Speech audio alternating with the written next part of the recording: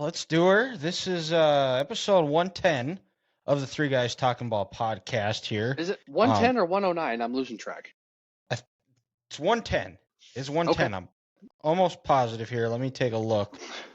Let's go. I already have the folder set. Yeah, it is 110. Okay. So, yeah, now you're making me second guess myself.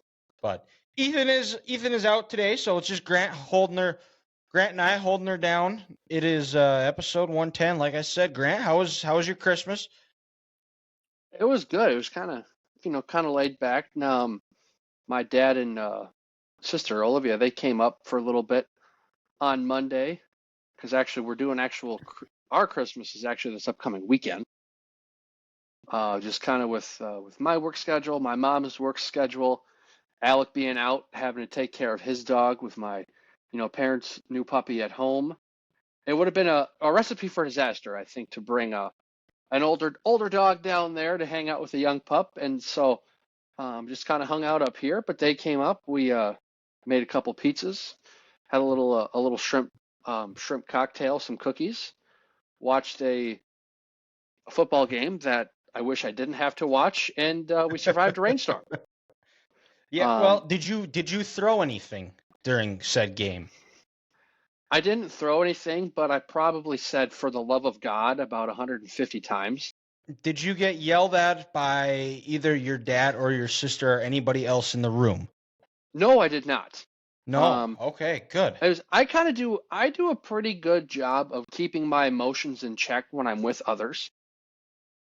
I try not to be that guy where they're like, "Yo, hey, calm down here." Like it's okay. Like I remember when I was younger, especially watching Iowa games with dad, he would always be sitting on the couch and his armrest would be right here, smacking the armrest, and just you hear a thud, and it would scare the whole room and wake the whole room. And my mom was never really a fan of that. Um, So when I'm watching with others, I internalize everything and I slowly die on the inside. And that's why if you ever text me after a game, Dylan, or if anyone else does and I don't respond for an hour or 2 hours, it's because now I'm not internalizing anymore. I'm just pissed off and I don't want to talk to anybody. Yeah. And the Well, biggest and Dylan, the biggest event like that I can remember was the AFC Championship game in the 2018 regular season. It was January of 2019 in Arrowhead with the Patriots. Ethan came over and he watched the first half, and the Patriots got that 14-0 lead. The Chiefs' offense, they couldn't do anything, and it was just kind of like, oh God, this is going to be a bad day. Ethan had to leave, so in the second half, we were watching upstairs. I was like, nope. I changed outfits. I went changed new sweatshirt, new hat, new sweats, whatever you want to call it. Watching the game downstairs. Things go in the right direction. The Chiefs, they get the lead. The Patriots take the lead back. They get a field goal. They go to overtime. We all know D Ford, he was offsides. It's a trend in Kansas City. Um, and then, the Patriots get the ball in overtime, and I'm like, this game's over. They're not going to stop them. And then, after the three first downs in a row, I'm like, all right, well, this game's over. And then, after that happened, you text me and you're like, hey, it's something I can't remember the exact text, but something along the lines of, it's a shame one of these teams had to lose. It was a good game. Something like that. And I just remember not responding because I was like, I'm done with this guy right now. I remember you Or texted me. maybe You I said, maybe I "I'm didn't not say gonna anything. lie, this one's gonna hurt for a while." Something like that. Yeah. But most of the time, I'm not gonna lie. I will after I internalize it. Um, I just won't respond because I'll just be upset. I'll look at it and be like, I should text this guy back. I should say this back. And I'm just like, you know what? I'm pissed off right now. I don't care. So, Yeah. Usually, like if that happens, and luckily, I'm not the type of person that's gonna rub it into somebody, so I don't usually get those type of text messages of people crapping on my teams. So usually, and which is probably a good thing, because usually if someone were to do that, I would probably say something really mean where I'm going to hurt your soul. well, and that's the thing. I'm not going to go out of my way to talk shit. At least I don't think I'm going to. Um, like for you last year, I guess 2 years ago, like last year, that was weird. The TCU game doesn't count. Tail of two games. You know who the better team was. That team just made more mistakes. The year before, the whooping down in South Florida. I'm not going to go out of my way, unlike Ethan would. Sorry to talk shit about the guy when he can't defend himself, but to say, oh man, hey, they didn't belong. Michigan, they got their ass kicked that day. Hey, Georgia did this. I'm not going to say that to someone because guess what? When a team I like, when they get their ass kicked, if I gave it out, then I have to receive it, and I don't want to hear that. I'm agitated anyway, so I just kind of say, shit happens, whatever, and I'm not gonna talk shit to you. Yeah.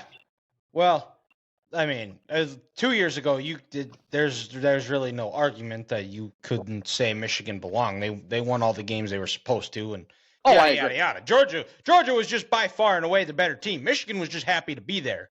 Oh yeah, but I guess what I'm saying, some people would be like, yeah, oh hey, they got their ass kicked, blah blah. They say something fruity tooty or snooty where it's like, dude.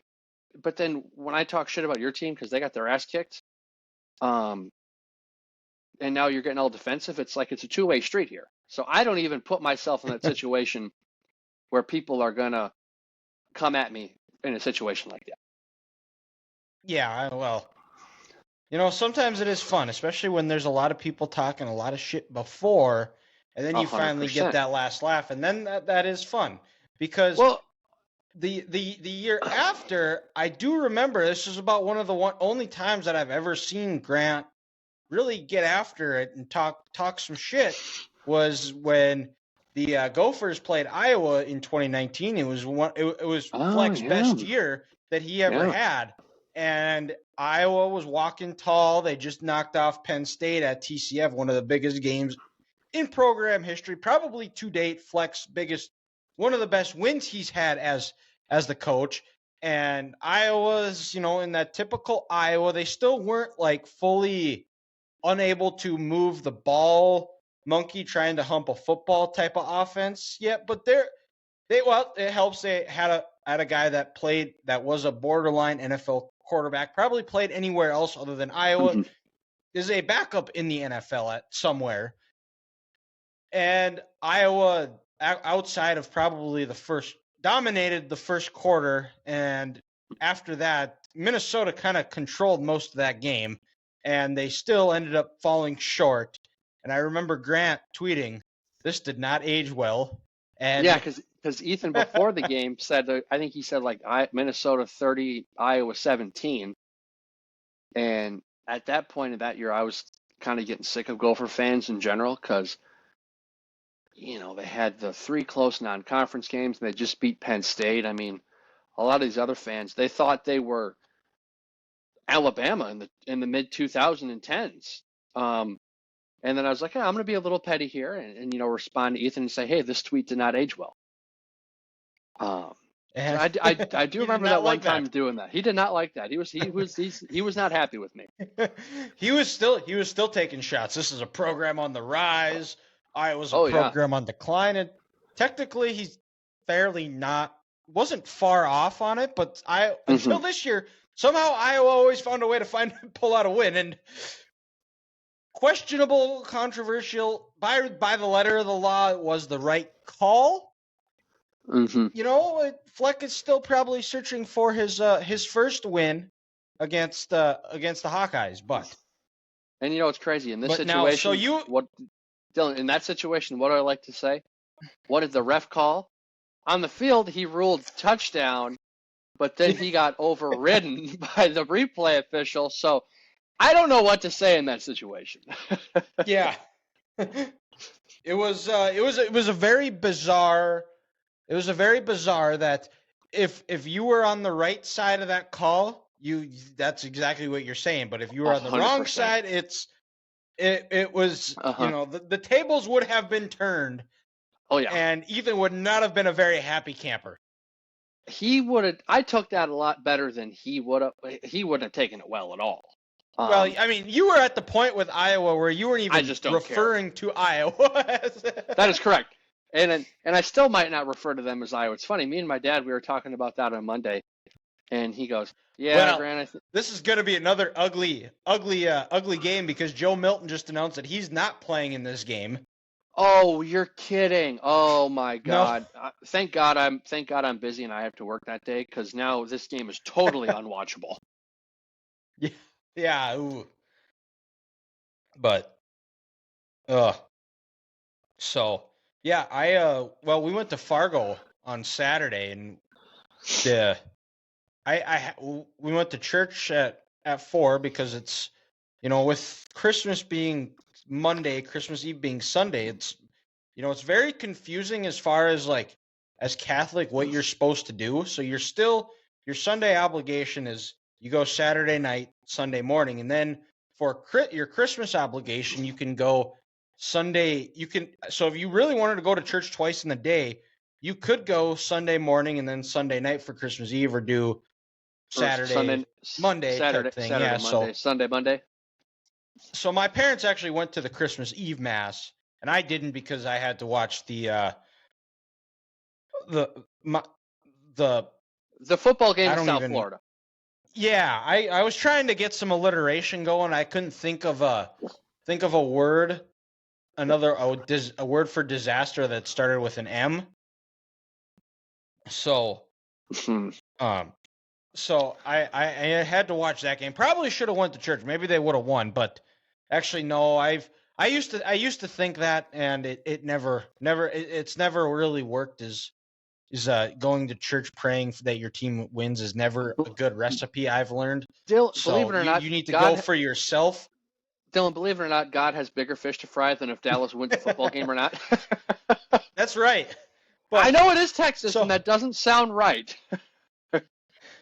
But so we went to church in Fargo on Sunday, or on Saturday night for our Sunday holy obligate day. And first time I've ever encountered this is that they had another priest in the confessional taking confessions while the mass was going on. It was 2 for 1. Wow. It was. I haven't been to confession in a while, so I said, you know what, and you're supposed to be going around Christmas and Easter time, so I said, you know what, it's time. I might as well go, and went, confessed my sins, and got the homily, got a confessional, and you know what, I'm sitting good. So, hey, Dylan, is this leading up to hopefully? Food? Is this leading up to hopefully some good juju for Monday at about 2:30 your time? Or would it be question? Good or would it be 3:30 your time? It'd be, well, because I think it starts. I guess I don't even know. It starts at 2 or 3. 2 or 3 Mountain Time. I think it's 3 your time. Could be. Yeah, that does sound right. 3. Yeah, it is 3. Yeah, so 3. But trick question, as we just talked about, God has bigger fish to fry. I went because I'm trying to become a better person and be right with the Lord, because I want to be a better person. And, I didn't know if you were just. I feel a lot better. You feel like a little bit of a weight is lifted off your shoulders. I just didn't know if you were trying to follow the leadership of Coach Harbaugh, since he is a devout Catholic and he got his child baptized in Vatican City, if I'm not mistaken. He is. If I'm not mistaken. That is also one of another. If you needed another reason to like Coach Harbaugh, is because he's a devout Catholic and pro-lifer. Got his child baptized at the Vatican. I mean, like all around, just a great guy. And so got that, and then Saturday, and after the Cowboys lost, my mom, and she actually nailed the prime rib this year, because my mom is not somebody, she likes her food well done, that like it's like basically burnt to a crisp. The prime rib came out as a perfect medium rare, Grant. It was the best prime rib she ever made. Now, next question here, most important question: bone in or boneless? I want to say it probably was boneless.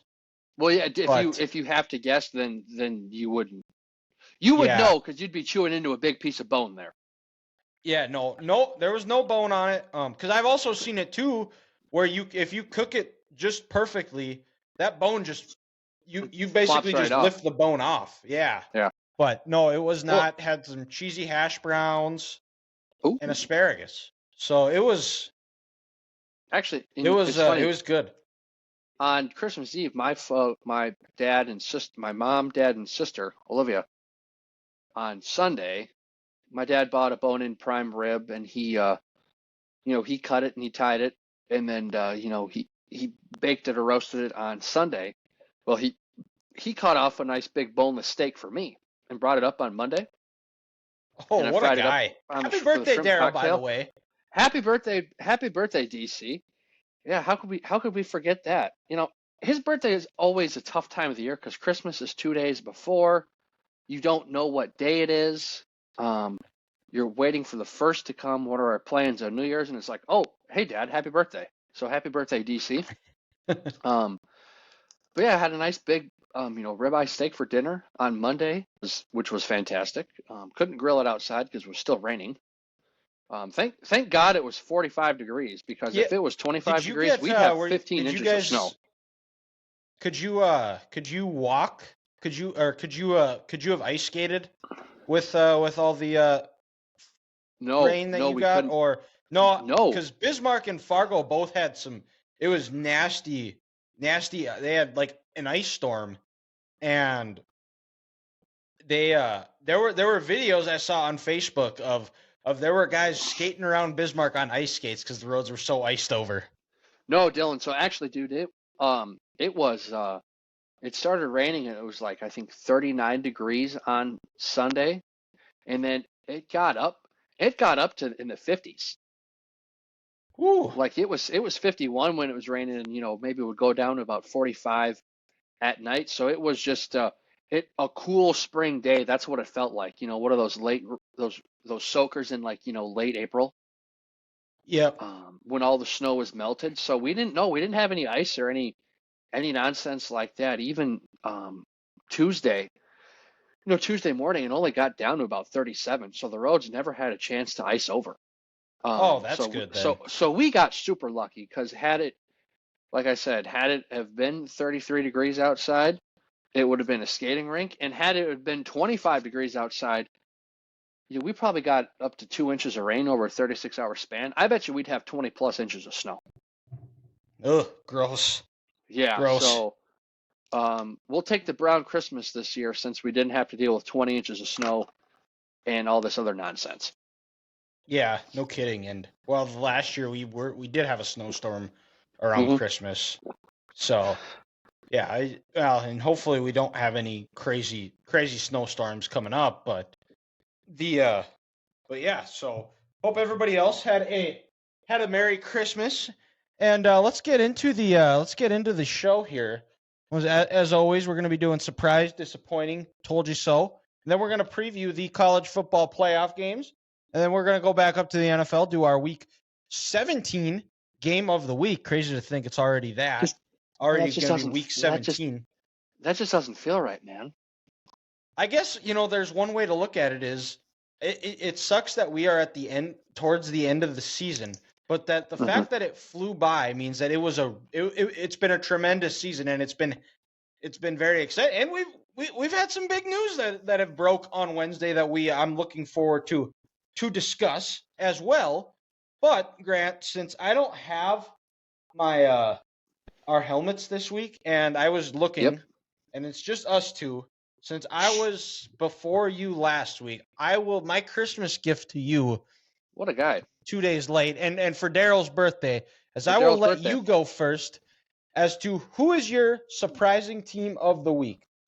So, surprising team of the week. Dylan, I kind of started this curveball here after week 2, where I went away from a team and I said, I'm going to pick one side of the ball and pick a unit.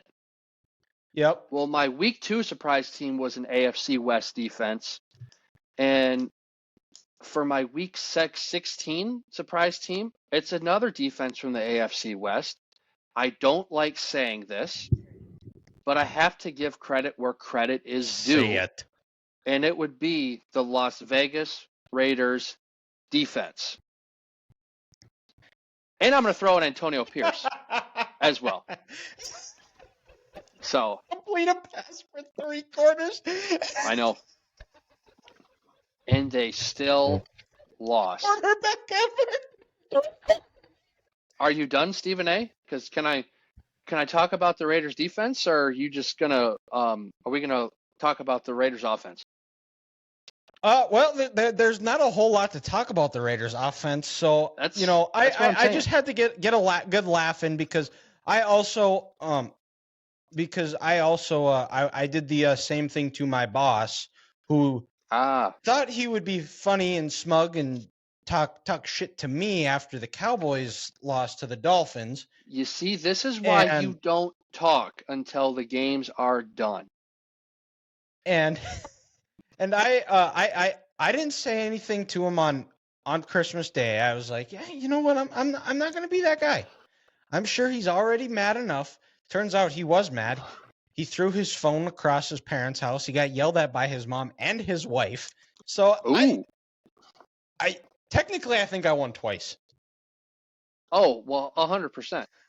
And then also, anyways, sorry, I don't mean to steal your thunder, but go ahead. No, that's all right. With the ineptitude that is what Kansas City's trying to produce on offense this year, we shouldn't even be surprised anymore about this. But enough of those guys.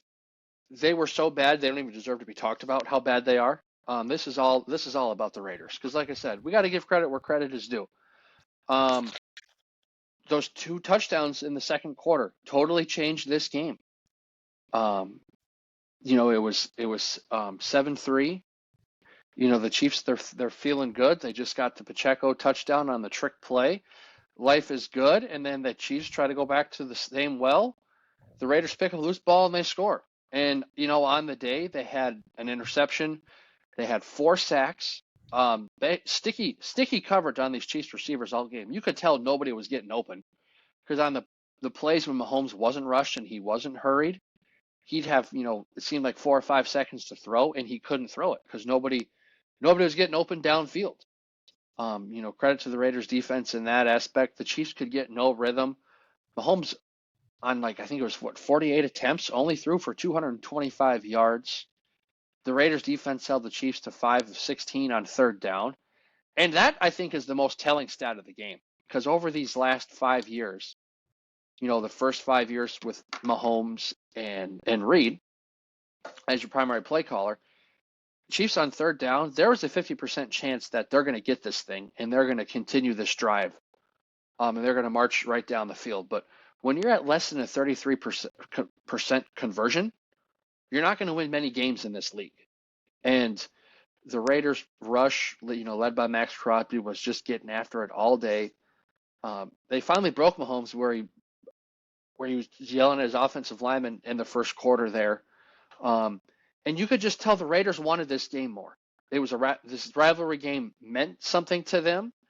And they were sick of losing to the Chiefs. Coming into this game, losing 7 times in a row, the Raiders were pissed off. And this Raiders defense looked like the old LA Raiders defense when my dad was a kid, out there running around, just trying to take people's heads off, really getting in your head, being nasty with it.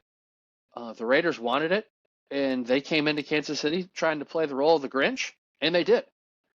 And you can't tell me you would have saw this coming. What they did the week before against the Chargers, Easton Sticks for a start. Brandon Staley clearly lost that locker room.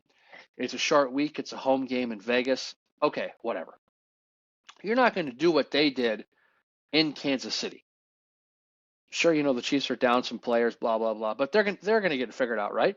This Chiefs offense is going to figure it out. Nope. The Raiders said not today. We're going to hit you in the mouth and we're going to dominate you. So, hey, the surprise team, the Raiders defense. And can we make Antonio Pierce the head coach already? Please. This man deserves the job. Absolutely. Well, like Big Cat said, is that what's going to happen? It's going to be similar to back in 2021 when Rich Bisaccia, we thought, got them to the playoffs and thought he did enough to keep his job, and they decided to go with the hot, flashy offensive coordinator, and that didn't work out. So what'll probably happen is, and I mean, this would be total Raiders is they would offer Lincoln Riley a $200 million contract because it's flashy. And and the thing is too is I like what Lincoln Riley has done at USC, where it seems to be they have a lot of guys in the portal, a lot of guys leaving, but maybe those are the guys that should have left. Bringing in a defensive coordinator, a guy who's won 2 national titles as a head coach, and another defensive coordinator from your biggest rival.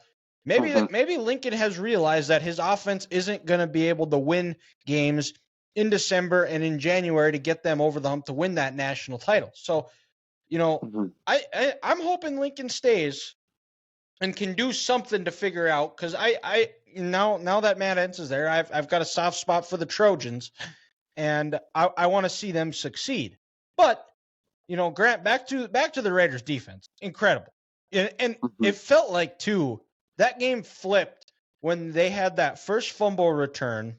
Oh yeah, and because that first drive they went down, they scored as like, oh, this offense is humming, and then they try that trick play where they line Mahomes up as a running back, and it didn't work. They fumble it, scoop, and score a touchdown. And right now, this Chiefs offense, it almost feels as well. I'll wait here, but because they'll be they're off. I'll flip it, and the Chiefs offense is going to be my disappointing team. Spoiler alert, but. So we'll put a bow on the Raiders defense as a surprise team. Give Antonio Pierce the job.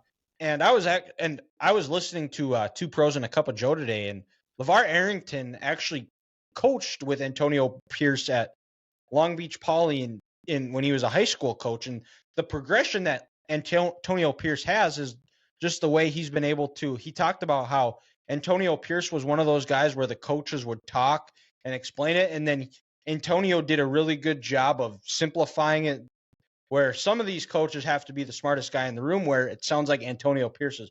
What he's saying is just get to the flat, or, get in your drop type of thing. And you could tell the guys love playing for him.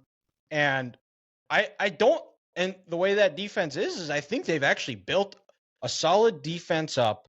If they can figure out the quarterback, I think you trade Devontae Adams, because you cannot build a team.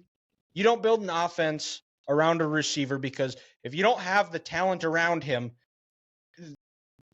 what you're getting now from him it's what you get. You need to have something established. You need a quarterback who can get him the ball. You need a reliable run game. And Josh Jacobs has been good, but he's been inconsistent, and he's been injured his whole career. You got to get a couple of guys on that offensive line, and I like the way that Raiders offense is set up, but got to get a quarterback. But my surprise team is going to be a team that has not won a division title in our lifetimes, and I'm going to go with the Detroit Lions. Now, in a sense, this surprise team is somewhat of a bit of our team of the week, because I expected the Lions to be in the playoffs. But the way this game played out, this is why they are my surprise team. And anytime that you win a division title in 30 years, you deserve to be mentioned on this podcast. So, and it's so funny. I love when the Vikings and the Lions play, because being a Michigan fan by default, I follow a lot of Michigan fans who also just by default happen to be Lions fans, and living where I live also have a lot of Vikings fans. So you get to see the roller coaster of emotions in the game, where things are going great one side, and then the other side, it's like, what are we doing? Why? What's going on here? Why is Nick Mullins still in the game? Oh, great. There's that old reliable Lions defense. Oh, Goff isn't there. Oh, here we go. Classic choke job. Defense is showing its colors. We're done. And, when the Vikings, it felt like they had this game under control. They won the middle 8. They scored right before half. They got the ball. They went right down the field and scored, took the lead. And, that was when the Lions fans were saying, here we go again. Can we get rid of Aaron Glenn? We can't have nice things. Why do we have to deal with this? What type of torture? Why do we deserve this torture? But, Dan Campbell's culture, his grittiness, that toughness that he has brought since he's become the head coach. And they didn't quit. They were able to force some turnovers. They got stops when they had to. And they made the plays that they had to make. And very similar to that Michigan-Ohio State game. When the game was on the line, the defense showed up, got an interception that sealed the victory.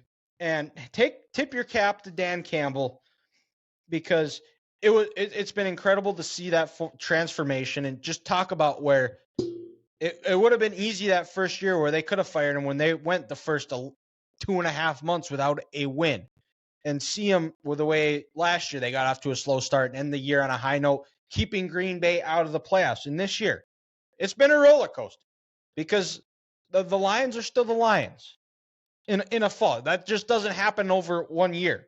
You still just got to keep getting that out of you and learning from it and moving on. And I thought it was cool in the post-game locker room when Dan Campbell, he brought up guys from the old regime and talked, and you could clearly see how emotional it was and what it meant. And to most people, it's a division title. But when you've been the doormat for the NFC, because crazy to think too, and wild stat, is that the Lions are the only team in the NFC that have never played in the Super Bowl. Oh, that's crazy. So winning your first division title, doing it in your first 30 years, I can't wait for a Ford Field playoff game, because the Lions fans deserve that. And just bringing in guys from even the 90s, from the last time they won that division title, or bringing guys from that 0-16 team, that Dan Campbell, it's a special thing. And seeing guys like Taylor Decker, Frank Ragnow, I can't remember who else they had on that team, but it was cool to see. And I want to see the Lions. I want to see him win a playoff game. And, even if they don't win it, I still think this season is a success. This division is, if they can keep improving that defense and get some nice pieces and just kind of solidify their defensive line, they're going to be a problem for the next 10, 15 years. And somebody to complement Aiden Hutchinson. And so that's why the Lions are my surprise team. No, that's more than fair. Because like you said to start the year, you thought they'd be good.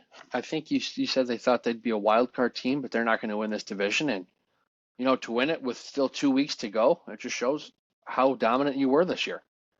And some people say, "Oh, injuries this, injuries that." Hey, you know what? Sometimes to win a division in the NFL, in this league, every team has injuries. Everybody's injured. You know what? Sometimes you just need luck. And sure, maybe Detroit had it, but you know what? Also, for the most part this year, in the games they've won, the 11 games they've won, they've dominated the line of scrimmage like you guys wouldn't believe. Yep. And Barry Sanders was saying today that he, with the offensive line they have, he could give them 10 to 15 plays now. Mm-hmm. Who knows? That might be. Could you imagine? That would be like that Frito-Lay commercial coming to life. Oh yeah, with all the old timers. Yeah, coming back. And Dan Marino putting his readers on. Emmitt Smith sleeping on the sideline. Yep, Jerry Rice was in that commercial too. Yep. Let's go to the disappointing team of the week here, and I already said it, but mine's going to be the Chiefs' offense. Like I said when we were talking about the Raiders' D, it felt like they finally had something going, and then they run that trick play, and it just killed all the momentum. They could never really get anything going. The offensive line looked atrocious. Mistakes. It's just one guy every time not doing their job, and it's screwed everything up. They just seem to not be able to get on the same page. And I kind of said it a couple of weeks back that this team feels a little bit like the 2019 New England Patriots offense, where nobody could get separation. There was, outside of Julian Edelman, there was nobody that could get open. This is similar with Travis Kelce, and some of it, Travis Kelce's had some fumbles, she's had some drops, and Taylor Swift, it might be the Yoko Ono of the to the Chiefs of what she was to the Beatles, because we haven't seen Travis Kelce struggle like this while he was single or dating whoever he was dating in the past. So I don't think you can just completely dismiss it.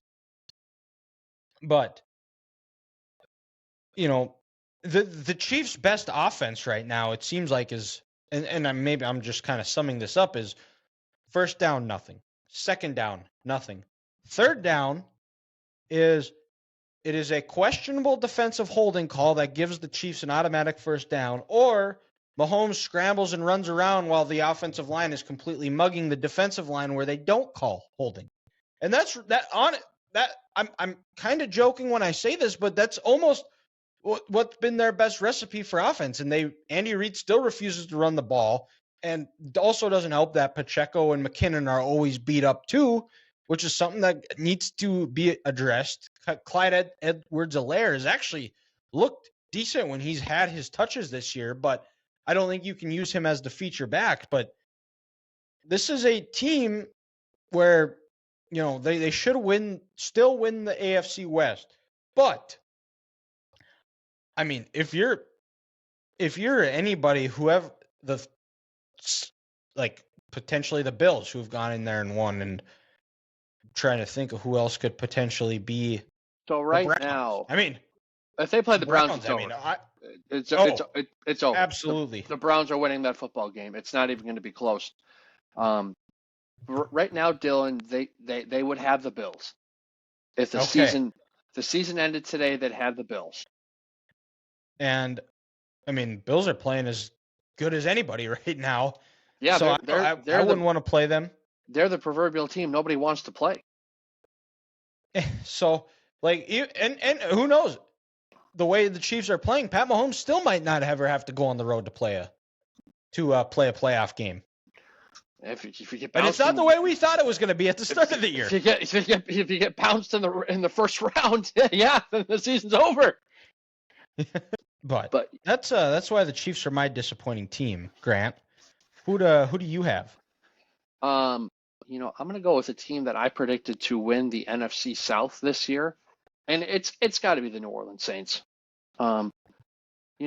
It's you could argue a must-win game, to keep your hopes for the division alive, being a wild card team in the playoff. You're on the road. It's a short week.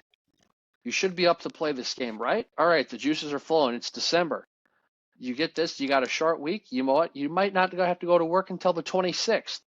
You can enjoy a long Christmas weekend with your family. And to start the fourth quarter, the Saints are down 27-7. And at some point in the fourth quarter, before they scored their 2 touchdowns, it's 30-7 Rams. For the game, the Saints offense only managed 35 yards on the ground. And I understand Aaron Donald is playing for the Rams, but let's not act like the Rams front seven is vicious and is terrifying teams this year.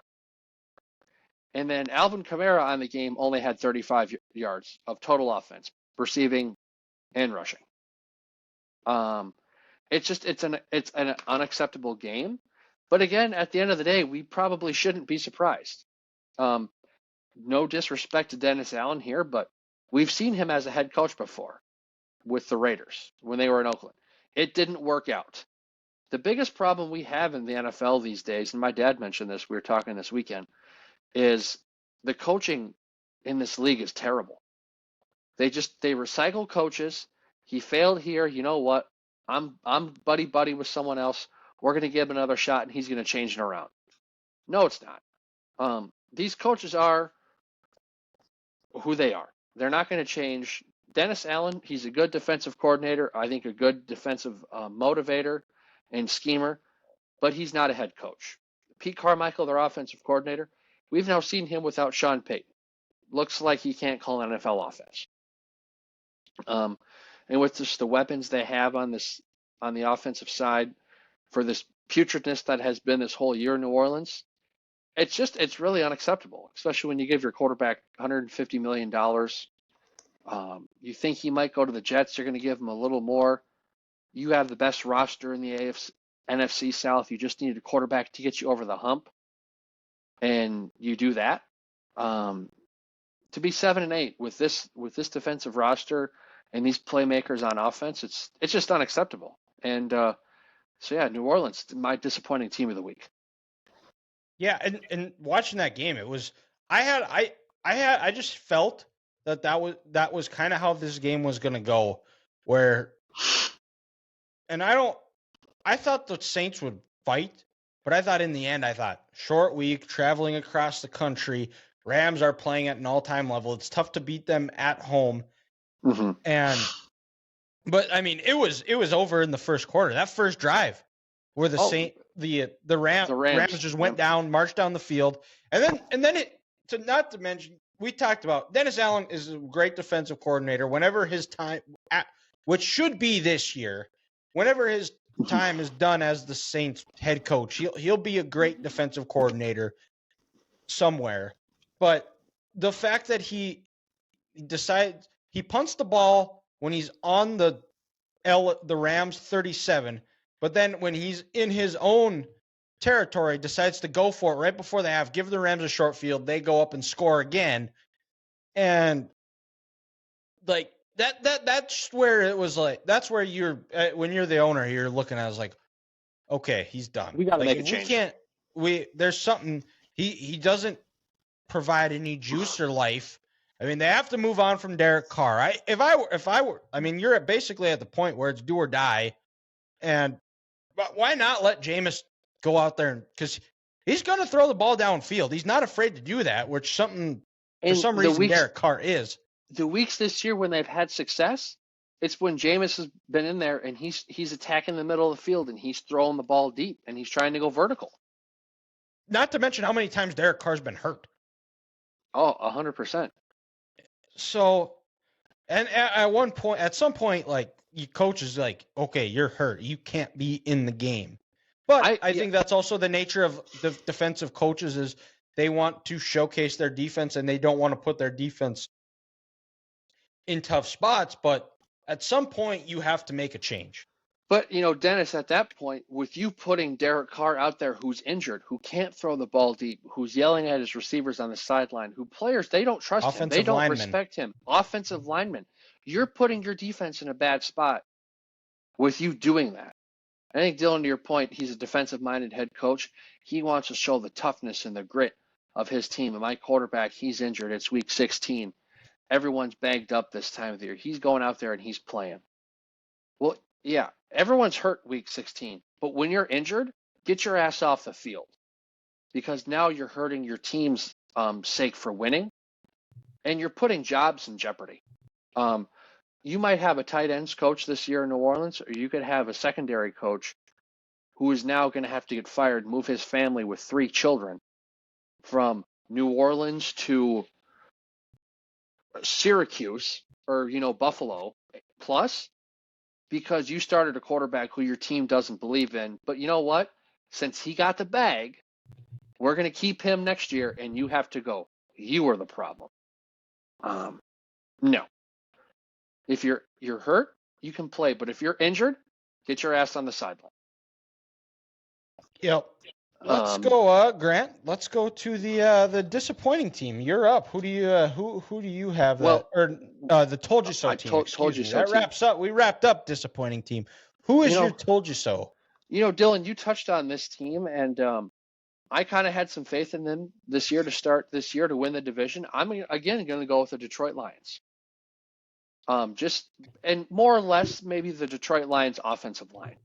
I think you were the only one that actually picked the Lions to win. I was, because when I kind of gave my story, Ethan goes, "Oh my God, he's going to pick the Lions," and I'm going to stick to my guns. But just because the toughness and the grit that Dan Campbell has, and like what you said with the 2 guys from the previous regime, Decker, Frank Ragnow, and with their first draft pick, getting Penei Sewell. in that organization. They wanted to be a downhill running team. They were going to be physical, dominate the line of scrimmage to match Dan Campbell's opening press conference when he took the job. We're going to match the toughness and the grit of this city. Sure, you can knock us down, but we're going to get back up. We're going to bite your kneecap. All that other stuff. This offensive line has been doing that all year. Another 36 carries for 143 yards and 3 touchdowns on Sunday. The Lions know when they're at their best, we can run the ball and Jared Goff can go off the play action. Just like when he made it to the Super Bowl with the Rams. It's that same recipe.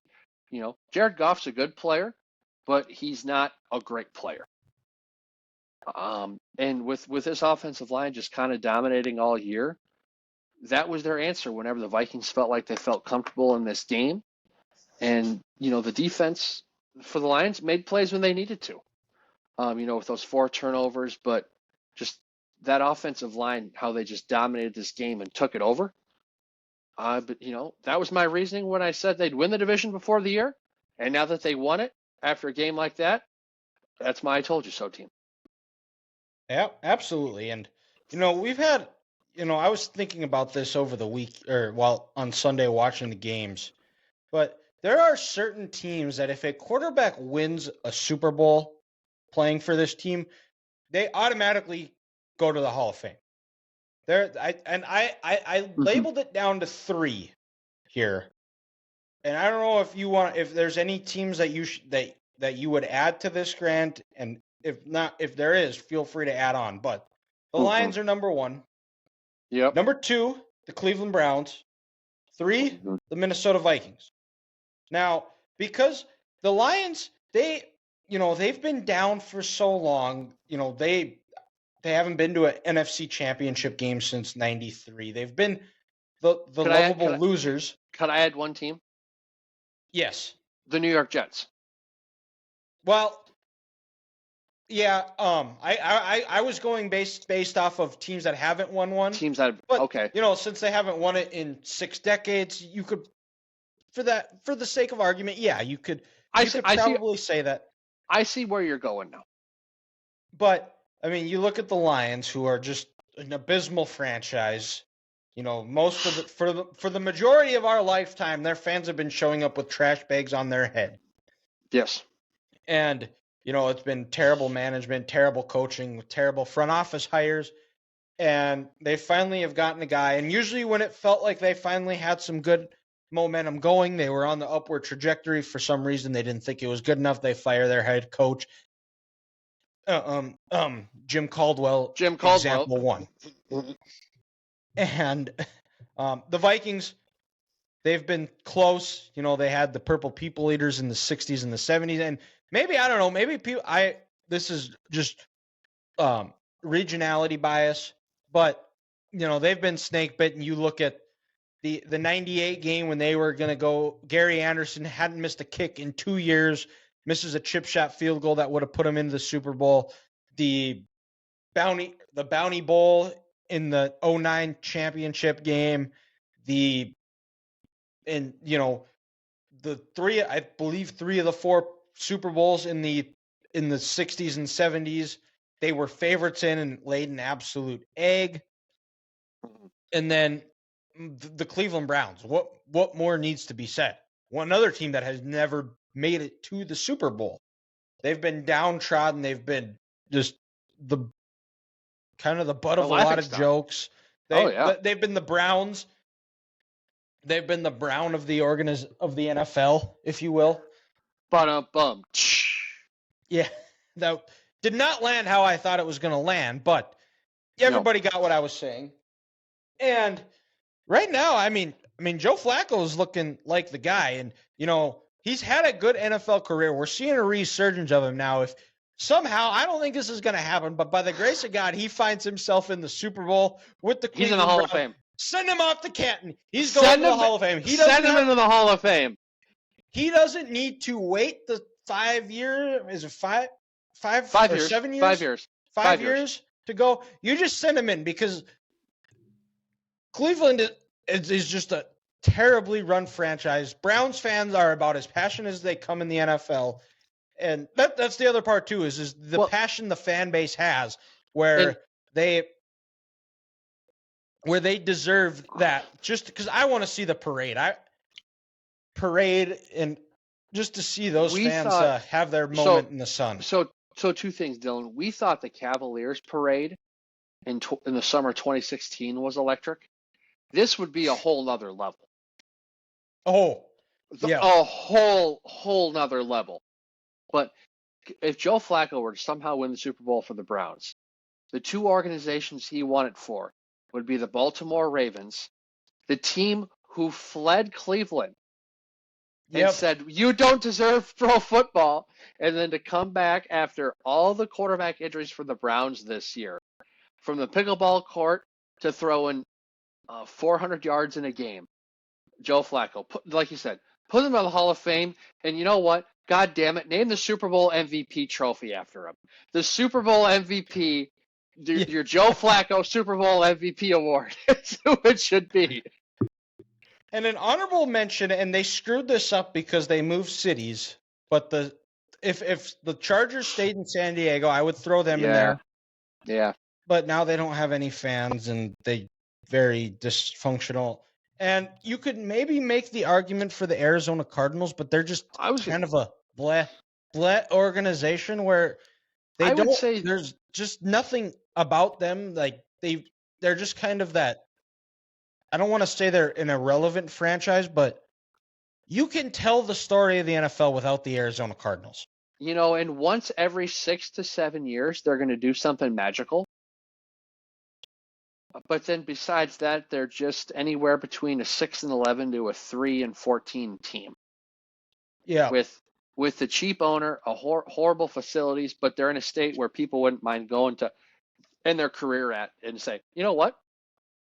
I should live here. This is a pretty nice community. Football sucks, but I'm towards the tail end of my career, so I want to live here. Yeah, exactly. But no, kind of get back on track. Well, you know what? Joe Burrow's almost done this, but Cincinnati's had success. Yeah, Cincinnati. They've been to the Super Bowl. They haven't gotten over that hump. Yeah. I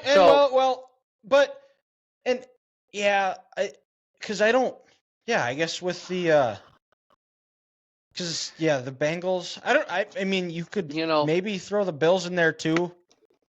Well, no, the Bills, they being there 4 times around the 90s, they're kind of a snake-bitten franchise, but they're not inept like they were in when we were in middle school, in high school. But Sean McDermott now, he's kind of got this thing figured out where they're a well-run organization. I wouldn't throw the Bills in there. But for the Bengals, that Super Bowl run in 21 was magical. But I think, it struck midnight. And they were lucky Odell got hurt in that game, because if he doesn't get hurt, the Rams win that game by 17 points. The season that I think is going to haunt Cincinnati fans forever is when Carson Palmer tore his ACL. Yeah, the first play in the... That first play, or that first drive. Absolutely right on that one. Yeah, that's that 05 year, because let's be honest, they probably would have at least gotten there in the AFC that year. So I'm trying to think, who went that year? It was the Steelers. It was the Steelers. Yeah. You're right. Yep. Yeah, that was the year they beat the Seahawks. Seahawks. Back to told you so teams, and mine's going to be a team that's going to be starting a new quarterback this week. It's the Denver Broncos. I was never high on this list, and I always thought Sean Payton was a good coach.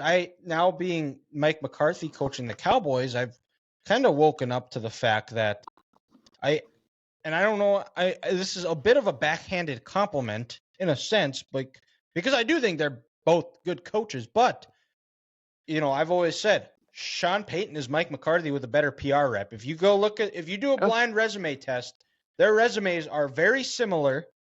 Mike McCarthy's probably got a better winning percentage over his career than Sean Payton. He probably does, actually, because Sean Payton had a couple of rough years right after they made after his first year. They were kind of down for a couple of years because their defense was absolutely atrocious. And then they had the 3-year stretch from like 14 to 16 where they were 7-9. Yeah, and that was Mm-hmm. And they just benched Russell Wilson for contractual reasons. So his time in Denver is done and over with. But tick, I'm talking I'm talking about this week when they play the Patriots. Like Sean Payton's finger pointing everywhere. If you saw his press conference today about how, well, I can't bench five, I can't get 5 new receivers, I can't get 5 new offensive linemen, where he's just pointing fingers, pointing blame at everybody else, but without looking in the mirror, because he is the reason they lost the game on Christmas Eve. Where decides to take 2 timeouts, where he's going to get the ball with maybe 10 seconds left in the game at their own 10. So what are you going to do with that? You're going to take a knee, go to overtime. So decides to take his timeouts. Belichick just goes, all right, whatever. I mean, we got nothing. We got nothing to lose. So we're going to go let Zeke eat 2 big runs and then go over the top and get into field goal range, kick a game winner. And they found themselves to be in a spot where they could potentially sneak into the playoffs, because they'd have the tiebreaker over Buffalo. They would have the they'd have the tiebreaker over Buffalo, and potentially may have been a team that nobody wanted to see in the playoffs. But they screw it up. You know, they come out, lay an egg against Houston. Last week they beat.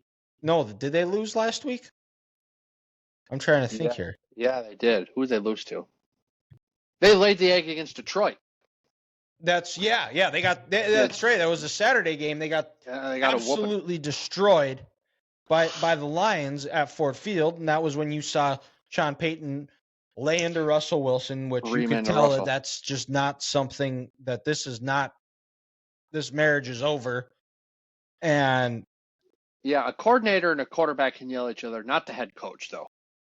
Yeah. You never saw Belichick and Brady screaming at each other, and if they did, it was behind the scenes.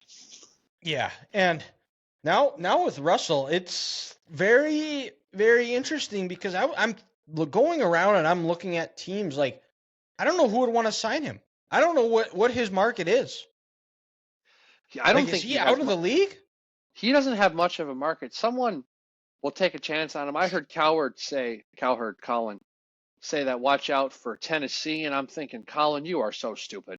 Mike Vrabel has the same personality as Sean Payton. He's not going to want to bring that guy on.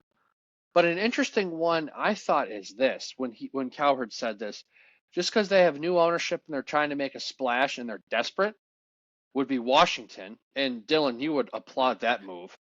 But every quarterback is potentially going to Washington. So we've heard that for the last 25 years.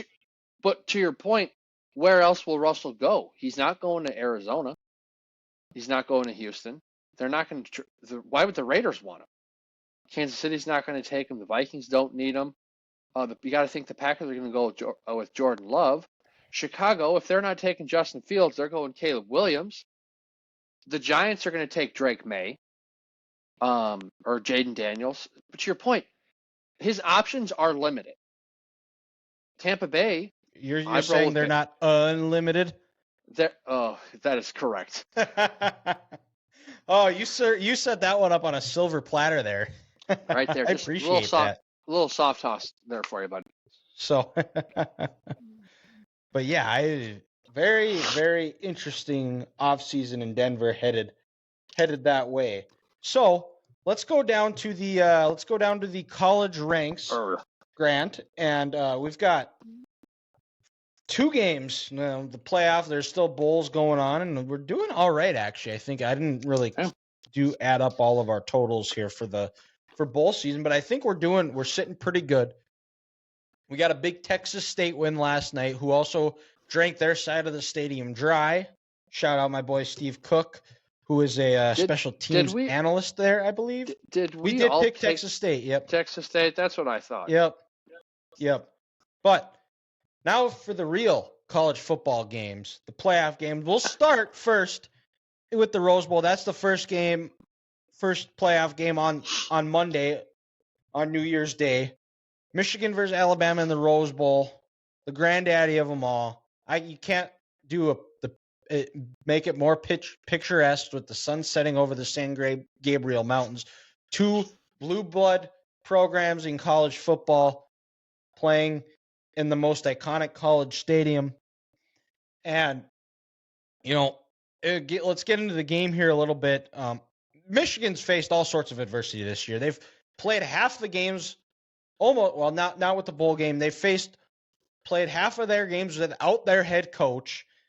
And a lot of teams I don't think you find a team that is 12-0 with that type of adversity, especially the last 3 games of the year where they go on the road to Happy Valley, get a win. They beat Maryland on a pesky Maryland team on the road. And then in your biggest game of the year, you go and beat Ohio State, who is also undefeated. The winner goes to Indy.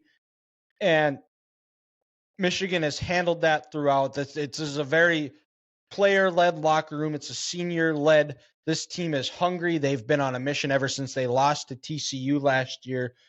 Keys to the game, especially offensively, they need to run the ball. They need to be effective running the ball. They need to find it. Teams have been able to run on Alabama this year. You go back to that Texas game where Texas had the ball, got the ball with about 8.5 minutes left, and they did not give the ball back to Alabama. And it was all running plays. It sounds like J.J. McCarthy is finally healthy. It sounds like he's been beat up since the Purdue game, and it's been a lot worse than what it's been let out. You could definitely tell he wasn't himself the last few games. And then when they get the ball in the red zone, I think both teams are going to be able to move the ball, but they need to come away with touchdowns, something that they haven't done in the previous 2 playoff games, especially last year early. They struggled early to get in the end zone, and they ended up having to settle for field goals. And don't get cute. You don't need to be running a Philly play from the 5. If you have to take the field goal, you have to take the field goal. Oh, well. Trust your defense. Your defense has been good all year. Avoid the turnovers. J.J. McCarthy's been good at that. Outside of the Bowling Green game where he threw 3, he threw 1 against the Maryland game against Maryland, and that's been it. He's done a good job of taking care of the ball. I think the receivers are going to have to find ways to get separations. I think the tight ends are going to be big, being able to utilize the middle of the field. Game plan-wise, just keep the game plan simple. It felt like the last 2 years where they had all this time to prepare, they overthought and they overprepared. Keep it simple. Just let your guys go out, play fast, let them make plays where they aren't thinking all the time. Do what they do best. And then, offensively, the offensive line hasn't been what it's been the last 2 years where they won the Joe Moore Award. But and with their best offensive lineman out, hopefully this time off has given them some time to gel and get some continuity together where they're going to be playing at their highest level when that game kicks off on Monday. And then defensively is they have to keep Jalen Milroe in the pocket. He is not comfortable there. He is at his best. He makes his bread when he is out, when things break down and he's able to scramble out. If they're able to keep him in the pocket, not let him extend plays where he can scramble and make a throw downfield or use his legs to pick up a third down. If they're able to keep him in the pocket, I like Michigan's chances. And the big thing is get pressure on him. And he is prone to turn the ball over as well. Utilize that pressure, force him to throw the ball before he wants to, and get the ball out where he makes a mistake and turns it over. And for me, the bottom line is Alabama. They've been inconsistent all season. They've lost to Texas. They struggle against South Florida. They were the Milroe miracle away from not even being here and losing to Auburn. They struggled with Texas A&M. Michigan in this game is last I looked was a 1.5 favorite, but it feels like everybody thinks this is Alabama. They're on a roll. This is the best. Nick Saban's done a tremendous job, which he has. I'll give it to him. He has. But Alabama's been very inconsistent. They've played to the level of their competition, and I think a lot of the reason why people are picking Alabama is because of recency bias, where The last time Alabama played, they went and beat the two-time defending national champion and dominated them. And where Michigan, I guess you could say they struggled against Iowa, but I think a lot of that was just where they looked over at the sideline and said, "Oh, if we don't do anything stupid," I think Michigan got a little bit conservative in that game because they didn't need to do a whole lot. We don't turn the ball over. We don't make mistakes against Iowa. They are that offense is not going to do anything. They can't beat us. Let's not give them any hope, any reason to believe that they should stick around. So I think they went conservative and said, you know what, field goals are going to beat us. Let's just win the game, get into the playoff, and focus on whoever that 4 seed is, whether it was going to be Florida State or Alabama. But like I said, this game is going to come down to red zone execution. Who's going to come away with touchdowns? Who's going to come away with field goals? Who's going to force the team to make a mistake where a team gets a short field and they can capitalize and get a touchdown or a field goal? I think Michigan's and who's going to be able to do that? And Grant, I'll let you talk a little bit about this game, and then once you're done, we'll do our predictions for the game. Well, I think I agree, Dylan, with your take on the Michigan-Iowa game. Michigan, people could say they struggled, but going into that game, they knew they were the better team. They knew they were going to beat Iowa. They came in with a pretty basic game plan. Hopefully nobody gets hurt. And you know what? Hey, no matter how we win this game, we're going to win this game. We're going to be in. And when you come in with a basic game plan against Iowa, with how fundamentally sound that defense is and how they have nothing to lose, that defense is going to make you earn it. And then people are going to say, Michigan struggled a little bit. Had it have been a situation where maybe, Cade and Eric and all these guys aren't hurt and Michigan needed some style points, that probably would have been a little different offensive game plan. But that's in the past, and that doesn't matter. But we both agree there. I think the biggest part in this game, Bill, is one thing you didn't touch on is the youth and inexperience on this Alabama offensive line against the speed and the depth that Michigan has up front. Don't get me wrong, this Alabama offensive line, they are huge. They are big bodies. They are going to be a problem next year and the year after that. But right now, they're young, 18-year-old kids, 19-year-old kids. They haven't, and the one time they played in a game like this against horses across on the defensive front 7, they struggled against Texas. We left going that game saying Texas was better on the defensive line and the offensive line in that game. Over the time from this season, has Alabama's young offensive line, have they grown up? Have they matured? Have they learned to play football at a high level against a defense that's going to come at you in waves? It's going to be hard for Caden Proctor and company to get used to one guy rushing the passer against them. You know why? Because Michigan's going to throw 10 dudes at you. There's going to be a variety of different pass rush moves, the games that Michigan can play up front that I think could be an advantage for the Wolverines. And if you remember 2 years ago when Alabama played Georgia in that title game, Georgia was moving their defensive linemen all over the place. Stunts left, stunts right, crosses, anything to really confuse this Alabama offensive line, they did that. And if I'm Alabama's defense, I know you said people have been able to run on them this year. You can't let that happen. You can't let Michigan start to lean on you and go forward. People will be like, oh, Michigan only averaged 165 yards on the ground this year. Yeah, sure. That's a low number.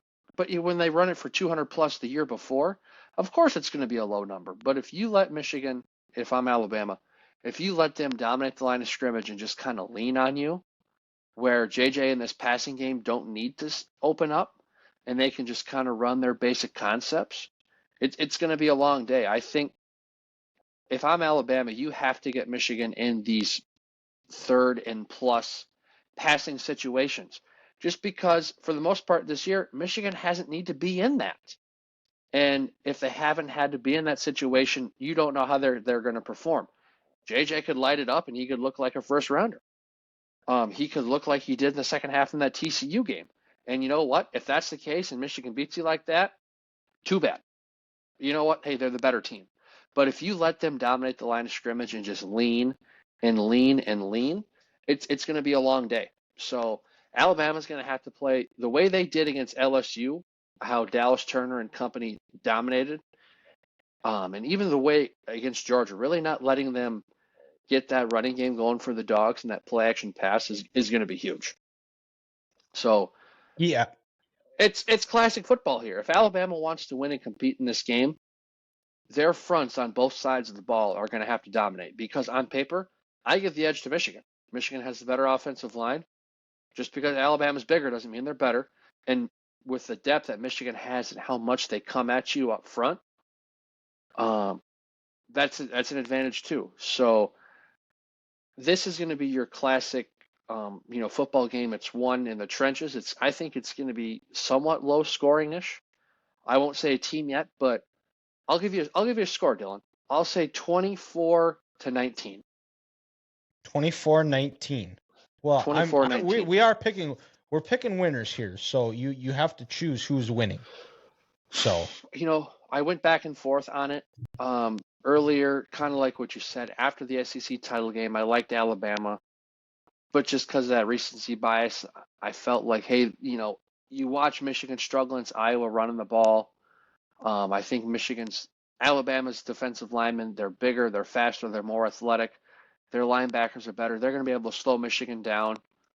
But then you sit back and you look at the statistics throughout the year. Alabama's defense is middle of the road. They have a lot of youth. They're going to be good next year. I just don't know if their year is now. And I like J.J. McCarthy to have less turnovers than Jalen Milroe. And I don't trust Alabama's wide receivers to make a play when they need to make a play. I trust Michigan's skill players more.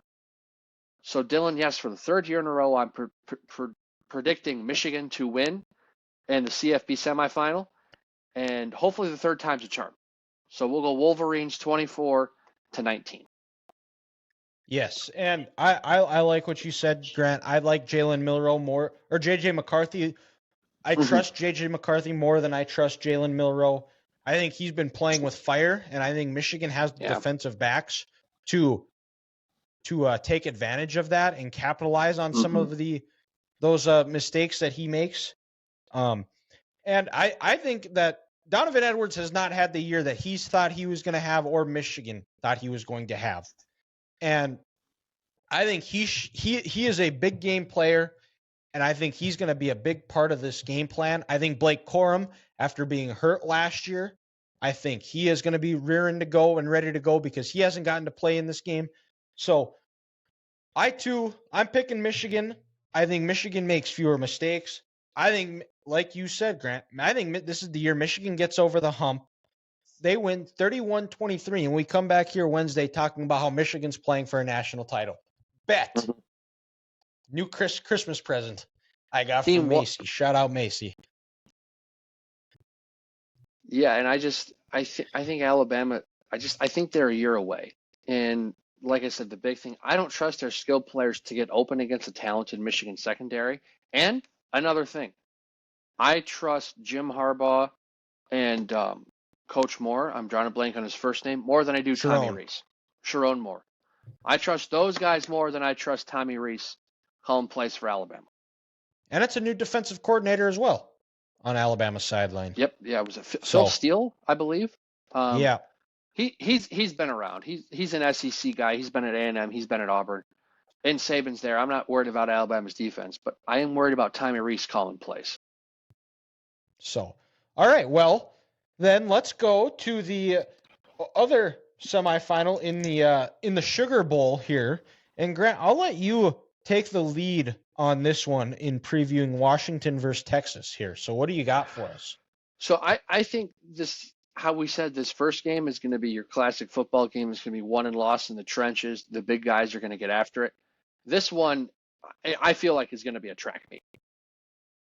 You look at the outside players for both of these teams.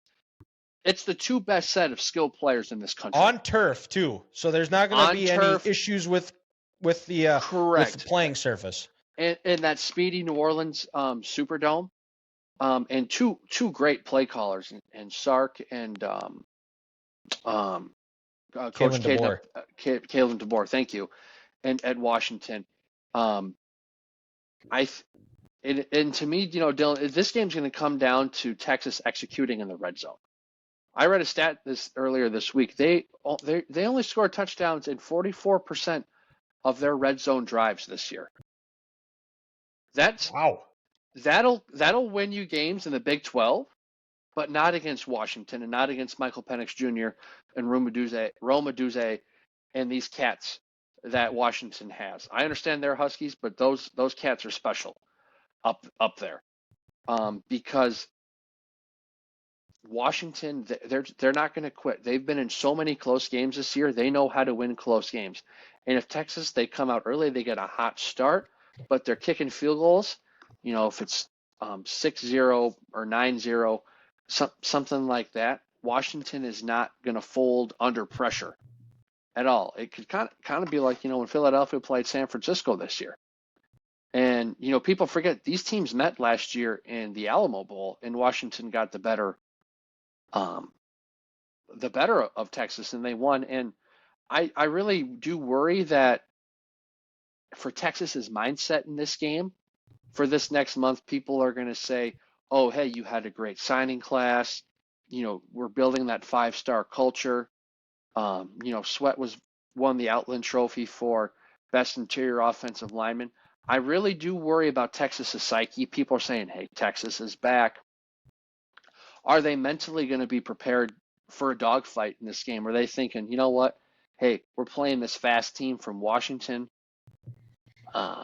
They can't match the physicality that we have up front, and we should be able to blow through these guys. That's not going to happen. I worry about Texas's mindset. And I will say this in this game.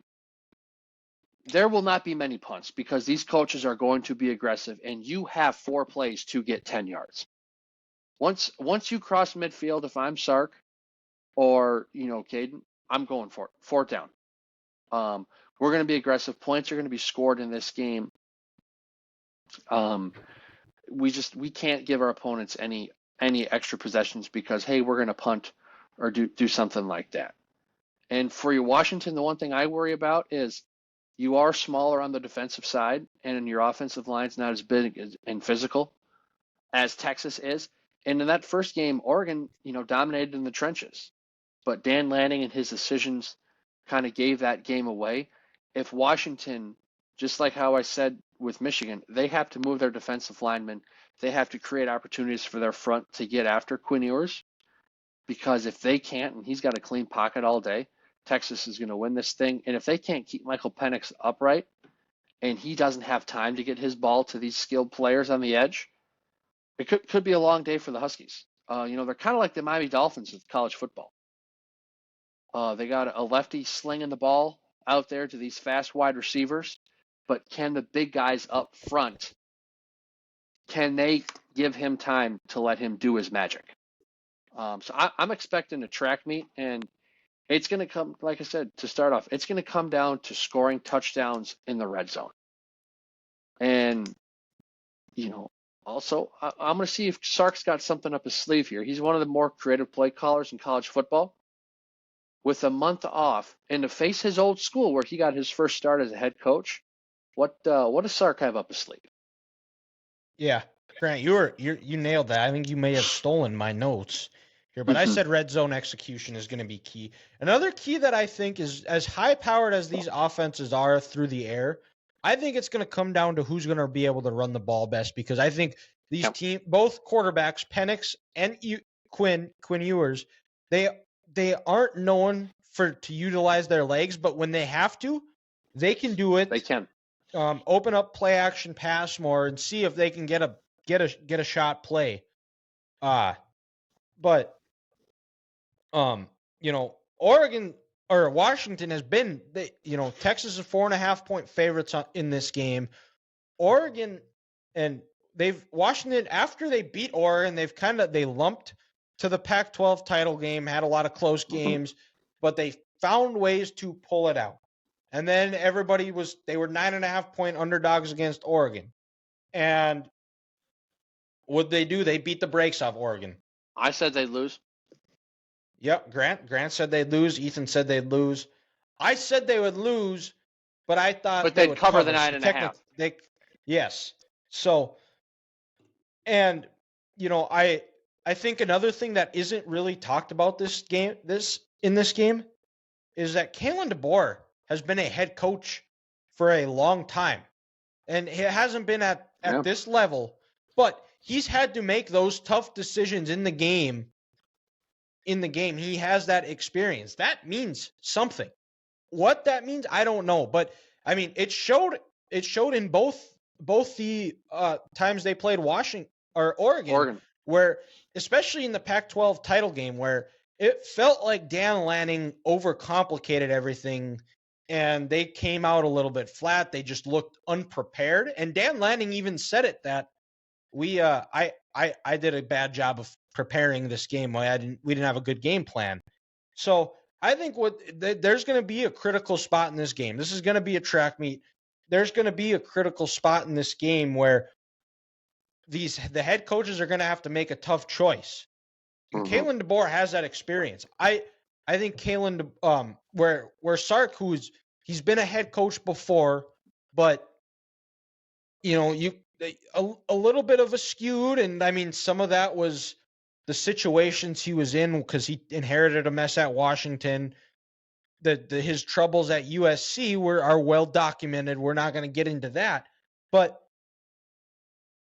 I think Sark is on his way to becoming a really good head coach, and we've seen it in his 3 years that he's been in Texas, how he's gone or how much he has improved in the way he's built this roster to get him to where they've been. But I think we've also seen in games where Sark has panicked a little bit and see what happens, where I think if Texas gets out to a big lead, Sark is a little bit more where he's going to keep sticking with the game plan and keep throwing the ball, which you could deal with drops, giving turnovers, yada, yada, yada, and allowing Washington to get back into the game. Where I think Kalen DeBoer is more, once they get the lead, he's going to make more thought-out decisions. He's going to coach to win the game rather than running his offense, because that's what they do. And running the score up, yeah. And in the end, I think that's going to be, I think that could potentially be the difference. So, Grant, what is your prediction here for this game? Who's going to be playing Michigan in that national title game? It's going to be the University of Texas, because another one thing I didn't talk about was Dylan, to your point, I think Sark is going to make that mistake. I think he's going to rely on his big physical offensive line, but also that running back room Texas has. I understand Jonathan Brooks has a torn ACL, but that running back room comes at you 3 to 4 deep. I think they're going to slowly lean on this Washington front, and then it's going to create some big plays later on for Adonai Mitchell and Xavier Worthy. So I like Texas to win a track meet 38-30. Ooh, okay. All right. Grant has Texas 38-30. And, like I said, I trust Kalen DeBoer more than I trust Sark. And I think that's what it's going to come down to, one or two coaching decisions. I trust Kalen DeBoer to not panic. I expect trust him to make the right decision, make the right in-game adjustments that he has to make. And I think that's going to be the difference. And also, I think this is going to be a track meet. I, too, have the winner scoring 38 points. But I have Washington playing Michigan in the national title, and Washington wins 38-33. There you go. So, it's probably should have go wrong, so it's probably going to be Alabama playing either Texas or Washington. Probably. And like I said, Dylan, if this truly is the case, where if it doesn't go Michigan's way, you can blame it on me, because that's 3 years in a row I picked him in this game. Yeah, well, so have I. So I mean, I guess we'll just carry the brunt of it. So with that, then let's go back up to the NFL and pick our Week 17 games of the week, and it looks like I am up. Correct? Yes, you are. Yes, I am. Yes, you are. So I'm gonna go, and there are a lot of good games. You could go There are. Cowboys-Lions. I've picked the Cowboys in my game of the week the last couple of times, but so I gotta kind of go away from it here. But I'm gonna go to a team that the Cowboys played last week, and a team that probably had the best win, one of the best wins in the NFL to date. Dolphins versus Ravens. There you The go. battle for the 1 seed potentially. Dolphins coming off an emotional win. The Ravens coming off one of their best win of the year, where they walk into San Francisco and just steal a victory, the hope and the joy of the 49ers fans on Christmas. They were the Scrooge to the 49ers fans. Can the Dolphins build off a win against a good team finally? I'm really starting to like this Dolphins team. I'm really starting to like Mike McDaniel, just the way he coaches, being able to see him in Hard Knocks, the way that, he kind of seems as this nerdy, analytical guy, but watching him in Hard Knocks is, he's not afraid to get after the guys. He holds himself accountable more. If you go back to when they lost to Tennessee, talking about, yeah, this was a stupid play call. I shouldn't have called this. I didn't give a chance for any of us, throwing a fade on to the short side of the hash. I didn't do a good job. I need to be better at this. Guys believe in him. I think it's cool the way he has Dan Marino in the locker room, in the QB room, hanging out with him, because who else would you want to get advice from than one of the best quarterbacks to ever do it? And the guys love playing for him. The Dolphins are kind of beat up. Waddle sounds like he's done for the rest of the regular season. What's the status of Raheem Mostert, who got had some bumps and bruises? Tyreek Hill still is not 100%. The other running back, Achan or Achan, he's got a turf toe. And when the Dolphins have the most success, it is when they're able to run the ball effectively. In the Dolphins defense, are they going to be able to keep Lamar bottled up? Dylan, don't forget, Mike McDaniel came from San Francisco. This offense is predicated on the running game going, and then play action shots off of that. So, don't be forgetting about that now. And I think people do sometimes forget about that. He was in San Francisco and he spent all those years with Kyle, so he knows he knows the importance of a good running game. Yeah. But for me, Dylan, here, I know you said you weren't going to pick Dallas because they were your team the last couple of weeks. This is the game I'm going with. Also, in a weird way, just because it's kind of isolated on Saturday night. No Monday night Jimmy game. Johnson's getting inducted into the Ring of Honor. The Ring of Honor. No Monday night game, so they're not competing, with the college football playoff on New Year's Day. So, Saturday night when there's nothing else on, after nobody watched the Orange Bowl because no one from Florida State or Georgia is playing in that game at 3 o'clock, watch the little Lions Cowboys. But I want to see how the Lions bounce back because they still have an opportunity at the 1 seed in the NFC. Do they get a little lackluster? Both teams still do. Both teams still do. Are the Lions a little lackluster? They're like, hey, we're in the playoffs. We're going to maybe take our foot off the gas. Do they lose a little bit of that mojo here going forward? Or do they keep their pedal to the metal, their foot on the opponent's throat, and keep the pressure on Philadelphia and San Francisco for the 1 seed? Because if the Lions get a bye, that's huge. For them, it gets the time for them to get their body right. Come playoff time, and then Dallas, 2 tough losses on the road the last 2 weeks. You get to go be back home where life has been good for you. This year, keep the pressure on Philadelphia, keep the pressure on San Francisco, and remind people that hey, if we get a couple home playoff games, we're a team you don't want to mess with in AT&T Stadium. And this could be a possible rematch in a playoff game. I'm not saying it's a 1-4. It could we could see a rematch in an NFC title game between these two teams. I'm not sure. So yeah, for those reasons, I got to go Dallas and Detroit is my game of the week in the NFL. Yeah, and Dallas coming off 2 losses.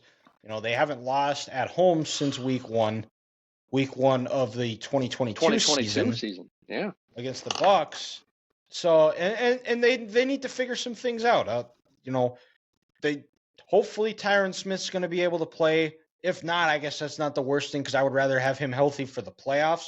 But Micah Parsons just needs to shut up and play football. I understand that he gets held on every play, but there are a lot of people that do.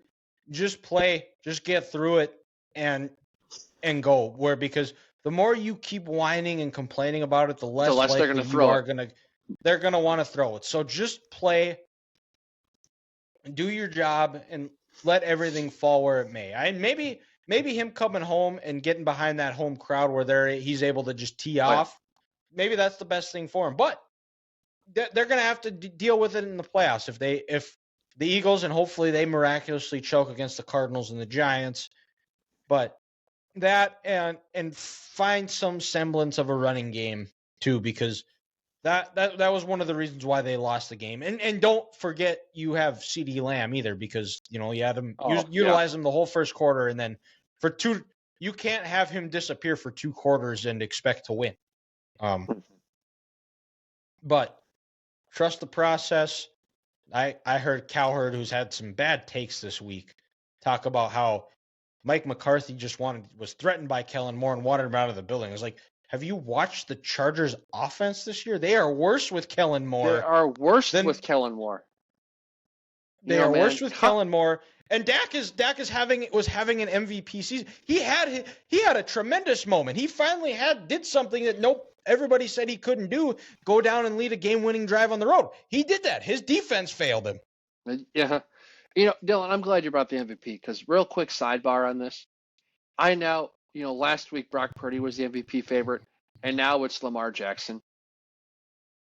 That's ridiculous. I understand Lamar's having a great year, and Baltimore is the best team in the NFL. And yes, he's been hurt these last 2 years, and Baltimore has faded in December, and they need him. He's a valuable player to his team.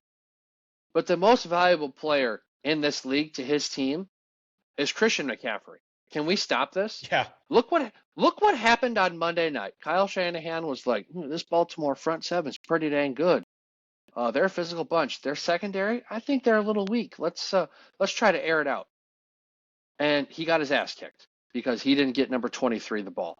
Can we just stop with this glorified quarterback award and go back to what the award actually means? Most valuable player. Yeah, it's Christian McCaffrey. It should be Christian McCaffrey or Tyreek Hill. It's not even close. Or Tyreek Hill. That's your debate. And a sleeper one too is Myles Garrett, because if you're moving him around and you have 2 tight ends following him, you deserve to be in that MVP conversation. But absolutely. So that wraps up our NFL talk for the week. We'll be back to recap what happened, and hopefully a celebratory episode next week. But before we wrap it up, let's go to Curveball of the week, which it's supposed to be Ethan, but he is out. So he sent me his question, and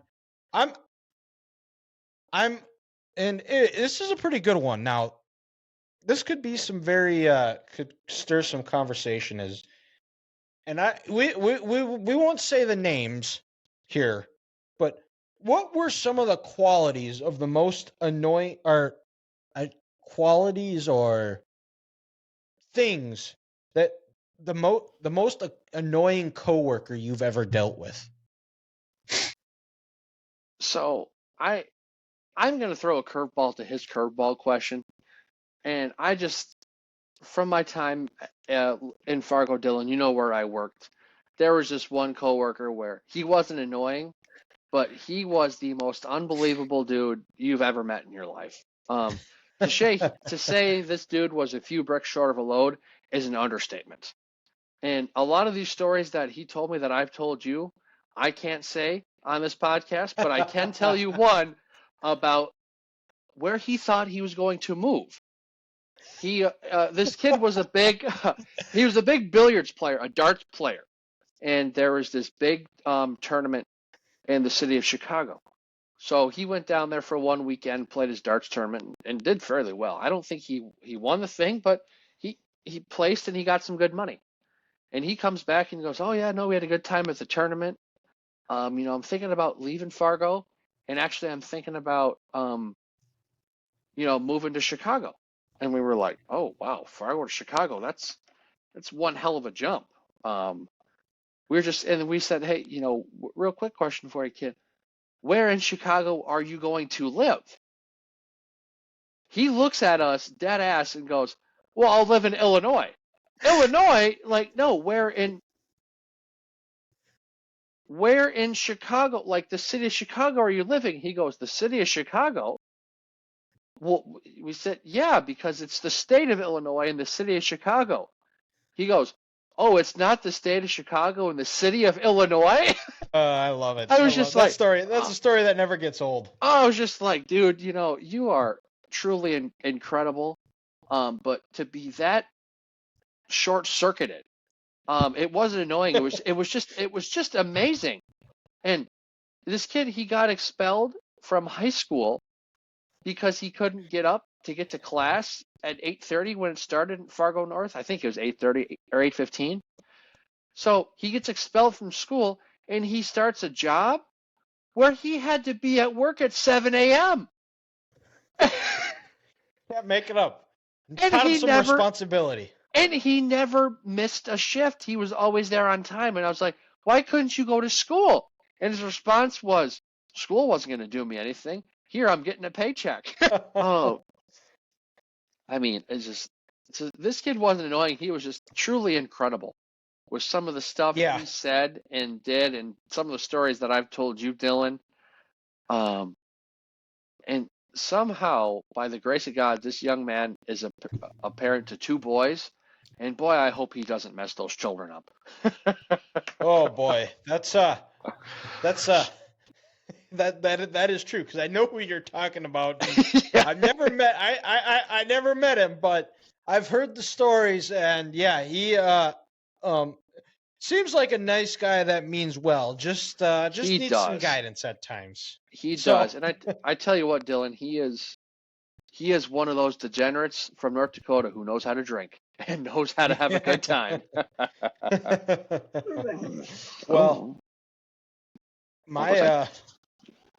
Well, and Raleigh is making an appearance, but mine was back to my first stint I ever worked at Pepsi, and this guy, he was lazy, he was slow.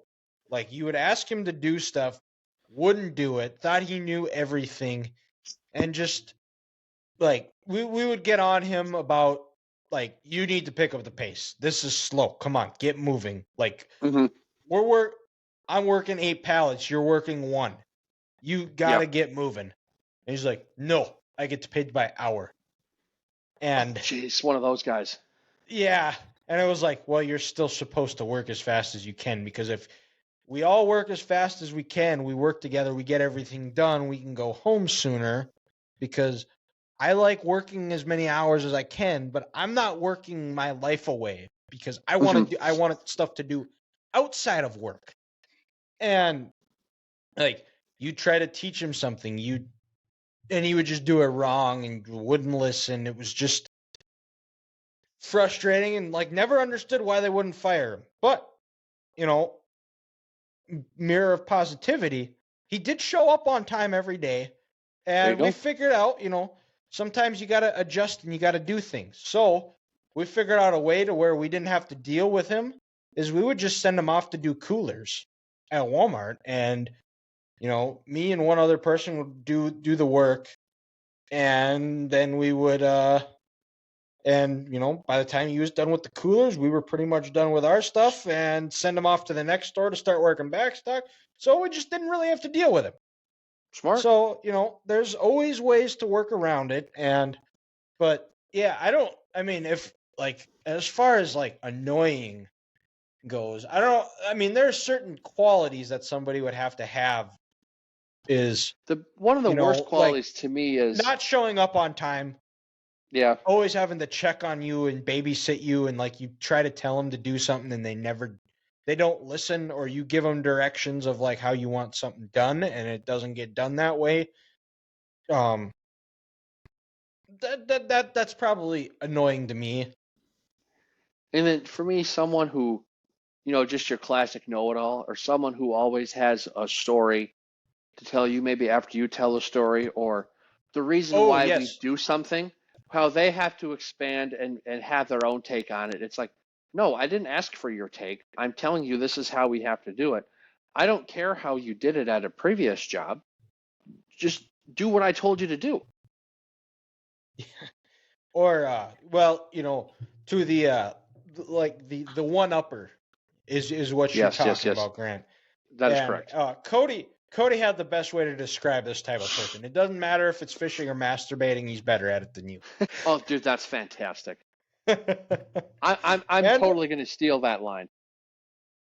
it's a tremendous line. I've used it before. I've used it for Oh. people because everybody knows that people. And you know what the favorite thing to do is sometimes you got to make lemonade out of lemons. Is to really stir the pot. Is you get both of them in the same room next to each other, and you start telling a story. And then one has to tell a story. Then the other one's got to tell a better one. And then they just go back and forth. You walk away, you're off the hook. Yeah, you're done. You're clear. Oh, that's awesome. Wow.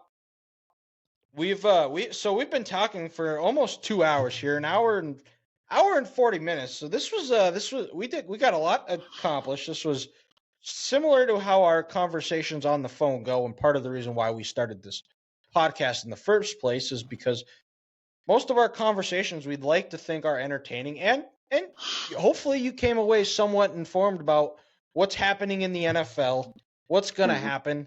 And, if we're wrong, come back and laugh with us, because we're just here to have fun. We're just, now we're just two guys talking ball this episode. So we'll have the segments of the show out on Friday. You can check us out on all of our socials. Make sure you go subscribe and like wherever you are following us. 3GTB Podcast on Instagram, X, TikTok, and then on Facebook and YouTube, 3 Guys Talking Ball. Go like and subscribe there. And we will talk to you next week.